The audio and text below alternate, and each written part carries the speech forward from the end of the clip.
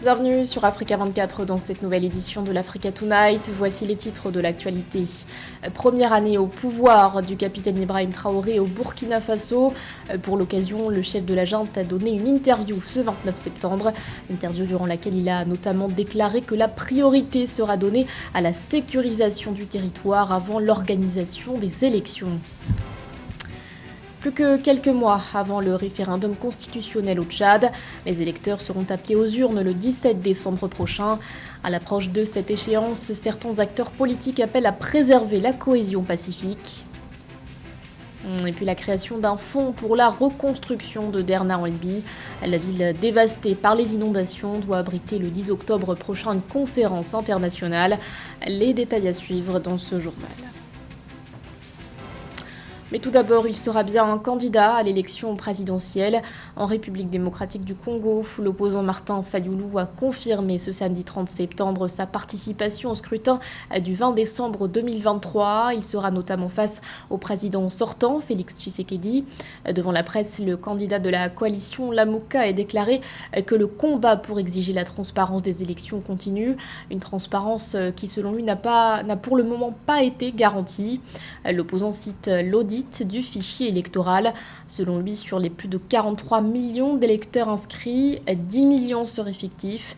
Rappelons que Martin Fayulu s'était déjà présenté à la présidentielle de 2018 et il n'avait cessé de clamer que la victoire lui avait été volée. Au Burkina Faso, le capitaine Ibrahim Traoré passe le cap ce 30 septembre de sa première année passée au pouvoir. La veille de cet anniversaire, le président de la transition a accordé un entretien à la presse, vie politique nationale, diplomatie, rôle et fonctionnement des médias. Différentes thématiques ont été abordées pendant plus d'une heure. Parmi les grandes annonces à retenir, il y a la priorité donnée à la sécurité avant l'organisation d'élections et la modification partielle de la Constitution. Gladys Momba. 30 septembre 2022, 30 septembre 2023, un an déjà que le capitaine Ibrahim Traoré est arrivé à la tête du Burkina Faso à la faveur d'un coup d'État. La veille de cet anniversaire, le président de la transition a accordé un entretien à la presse. Parmi les grandes annonces faites, la priorité donnée à la sécurité plutôt qu'à l'organisation des élections théoriquement prévues en juillet 2024. Il n'y aura pas d'élection qui va se concentrer uniquement à Ouaga, à Bobo et quelques villes autour. Il faut que tous les Burkinabés choisissent leur président. Il faut que ceux qui vont postuler puissent aller partout au Burkina. Voilà, aller faire leur campagne et tout. Donc, il faut qu'on assure la sécurité d'abord. C'est la sécurité qui est la priorité. Depuis son arrivée au pouvoir, le chef de la junte militaire multiplie les initiatives pour restaurer la sécurité et l'intégrité territoriale. En plus du renforcement du nombre de volontaires pour la défense de la patrie, VDP, le gouvernement militaire de transition a annoncé en avril 2023 un plan de mobilisation générale en vue de reconquérir 40% du territoire national tombé aux mains des groupes armés. À la création de ce cadre juridique pour lutter contre les insurgés pourrait très prochainement s'ajouter une modification partielle de la Constitution. Les textes actuels ne nous permettent pas de pouvoir évoluer sereinement. De toute façon, ce que je vous dis dans les jours à venir, la modification partielle, vous allez voir ce que ça concerne et on va toucher à un volet. Nous sommes en Afrique. Cette constitution, c'est uniquement l'avis d'une poignée de personnes éclairées. Mais la masse populaire, là, ils ne comprennent pas forcément ce qui se passe. Donc nous souhaitons par exemple faire des ouvertures. Un an après le coup d'État qui a renversé le lieutenant-colonel Paul-Henri Sandaogo Damiba, le pouvoir en place serait la cible d'actes de déstabilisation. Le 27 septembre, le gouvernement militaire de transition informait l'opinion publique d'une tentative de coup d'État déjouée, la deuxième en 8 mois. Dans l'actualité également, en Tunisie, le leader historique du parti conservateur Ennahda, Rached Ghannouchi, a entamé une grève de la faim de 3 jours. Incarcéré depuis le 17 avril dernier, il continue de dénoncer sa détention. Il a également exprimé son soutien à ceux qu'il considère comme des prisonniers politiques, et notamment Jawar Ben Barek, responsable au Front de Salut National, principale coalition de l'opposition, également en grève de la faim. Rached Ghannouchi, âgé de 82 ans, a été condamné au mois de mai dernier à 1 an de prison pour apologie du terrorisme. Au Tchad, le référendum constitutionnel est sur toutes les lèvres. Le 17 décembre prochain, les Tchadiens auront à se prononcer sur le projet de nouvelle constitution, mais également sur la forme de l'État, unitaire ou fédéral. Un référendum qui doit aussi mettre fin à la période de transition avec, en filigrane, l'espoir d'une pacification par le consensus. Reportage de notre correspondant Mahamat Ramadan. Au Tchad, les électeurs sont appelés aux urnes le 17 décembre 2023 pour dire oui ou non au projet de la nouvelle constitution de la République. Le référendum permettra aussi aux Tchadiens de choisir la forme de l'État, notamment entre l'État unitaire, décentralisé et le fédéralisme. L'adoption de cette nouvelle loi fondamentale permettra aux autorités de clôturer la transition et d'organiser les élections. Mais pour certains acteurs politiques, la préservation de la cohésion sociale et de la paix doivent être préservées, quelle que soit l'issue du référendum. Je salue l'esprit patriotique qui a soutenu la signature du protocole d'accord de plus de 100 partis politiques de différentes obédiences sous la houlette du cadre national de coordination des partis politiques au nom de la paix. Pour finir, humblement, j'en appelle à mes compatriotes qui ont choisi le chemin de la lutte armée ou qui sont en exil d'opérer le choix patriotique pour le bien de leur cher et beau pays, le Tchad. Tout est encore possible. Le consensus est toujours à notre portée. L'enrôlement des électeurs pour la révision des listes électorales des fichiers biométriques utilisés lors de la dernière présidentielle d'avril 2021 est en cours de finalisation en dépit des difficultés opérationnelles de terrain dénoncées par la société civile. Le processus du retour à l'ordre constitutionnel est sur la bonne voie selon les autorités qui estiment que le chronogramme des élections sera respecté. Nous, on espère pouvoir tenir l'échéance, le calendrier pour faire le référendum et pour faire les élections. Je crois que le ministre, l'administration est là, en tant que président, pourra, de ce qu'on aurait mieux étayer là-dessus. Et c'est ça l'objectif. Donc, réussi, non, on n'est pas là pour nous enjoliver, pour dire qu'on a fait tout bon. Non, il y a eu bien évidemment des défaillances qu'il faut corriger. Et il y a eu des choses qui ont été faites de ces dialogues, de cette nouvelle pensée, de ces gouvernements inclusifs, qu'il faut que les choses puissent avancer pour la refondation du Tchad. Pour rappel, selon le chronogramme de la Commission nationale chargée de l'organisation du référendum, le nouveau fichier électoral est attendu le 12 novembre 2023, quelques jours avant le début d'une campagne électorale en faveur du oui ou du non, qui va durer 20 jours. Les résultats provisoires seront proclamés le 26 décembre 2023 avant d'être transmis à la Cour constitutionnelle pour validation. Le Cameroun abritera en novembre prochain la 44e session de la conférence ministérielle de la francophonie. À l'approche de cet événement, la diaspora camerounaise était conviée ce 29 septembre à une réunion d'information et d'échange organisée à l'ambassade du Cameroun de Paris.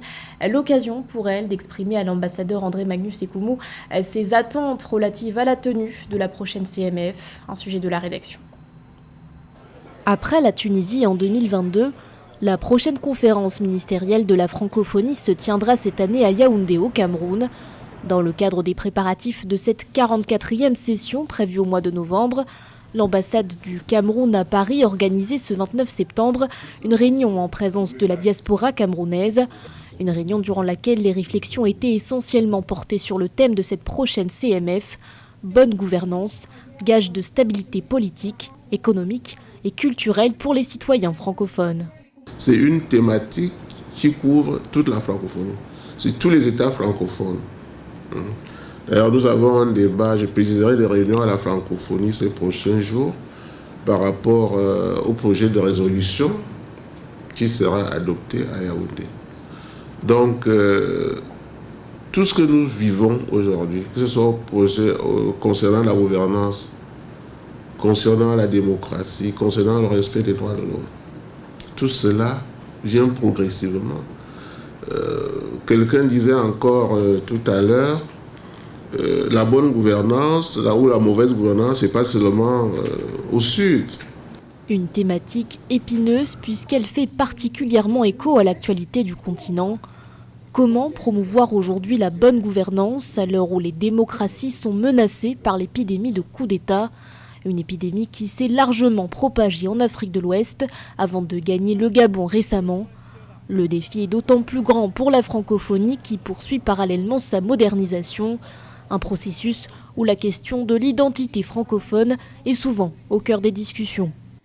Quand on pense francophonie aujourd'hui, on se dit on peut peut-être penser à la France, peut-être au Canada, mais on ne pense pas au Congo. Et donc ça veut dire quoi? Ça veut dire que s'il faut s'interroger sur ce qui serait une forme d'identité francophone, aujourd'hui il faut la chercher en Afrique, parce que c'est véritablement sur ce territoire-là qu'il y a un dynamisme en termes de chercheurs, en termes de culture, en termes de jeunesse, en termes d'innovation, de musique. Et quelque part c'est aussi un défi donné aux institutions, c'est comment faites-vous pour vous approprier toute cette innovation, cette richesse, en fait, qui est très loin de Paris, mais qui est en fait l'avenir du monde. Gouvernance, citoyenneté, insécurité, autant de sujets qui devraient rythmer les débats de la prochaine CMF. Une conférence qui sera aussi marquée par l'adoption du budget quadriennal de l'Organisation internationale de la francophonie. En Libye, après les inondations meurtrières qui ont dévasté la ville de Derna, l'heure est à la reconstruction. Les autorités ont annoncé la tenue d'une conférence internationale le 10 octobre prochain. La participation de la communauté internationale est attendue. Pour fournir une assistance aux populations sinistrées, la création d'un fonds a été annoncée par les autorités de l'Est. Samantha Sabero-Sabomang.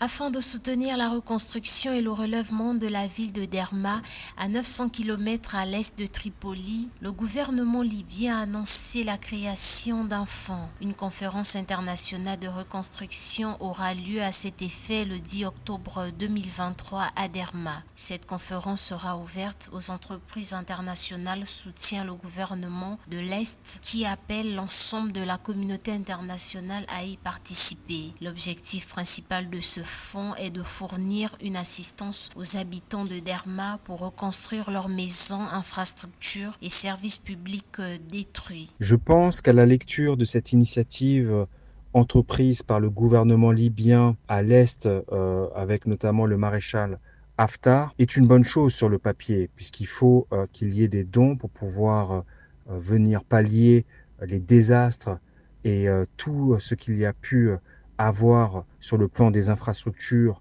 côté est libyen.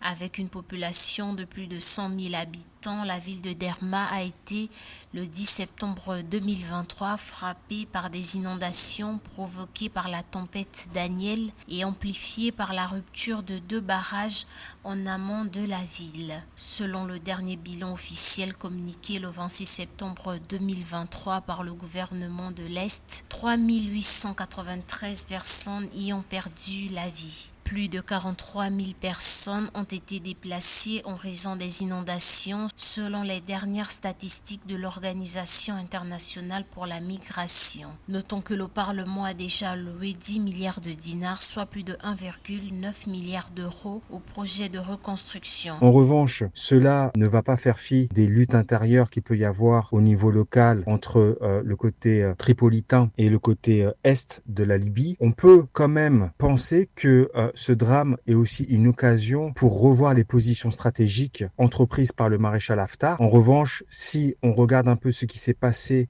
sur ces dernières années et les positions de chacun, on peut s'imaginer que malheureusement, cette initiative ne sera pas forcément fructueuse. Rangée par les divisions depuis la chute de Muammar Kadhafi en 2011, la Libye est gouvernée par 2 administrations rivales. L'une dans l'ouest dirigée par Abdelhamid Beida, reconnu par l'ONU, et l'autre dans l'est, incarnée par le Parlement et affiliée au camp du maréchal Khalifa Haftar, non reconnu à l'international. Et du sport avec le championnat d'Afrique des clubs champions de handball. À Brazzaville, la capitale congolaise accueille depuis ce 28 septembre la 44e édition du tournoi. Lors du match inaugural de la compétition, le club de la Direction générale de la sécurité présidentielle s'est imposé face aux Ivoiriennes de Bandama. Le résumé de la rencontre avec notre correspondant Deva Panzou. Les championnes du Congo ont eu du fil à retordre à domicile face aux Ivoiriennes de Bandama. Les handballeuses de la Direction générale de la sécurité présidentielle se sont imposées par 35 à 28 alors qu'elles étaient menées à la pause 17 à 16. La défense n'a pas beaucoup aidé les Congolaises et l'entraîneur promet de corriger les erreurs. On a essayé la 1-5 en fin de première mi-temps. Là, la pivot en face, elle prenait bien les espaces, c'était plus compliqué pour nous. Qu'est-ce qu'on a fait? On a tout fait pour revenir sur notre défense de base, donc la 6-0, en amenant un deuxième numéro 3 qui était sur le banc. Je crois que c'est celle-là qui est venue faire la différence dans le secteur central.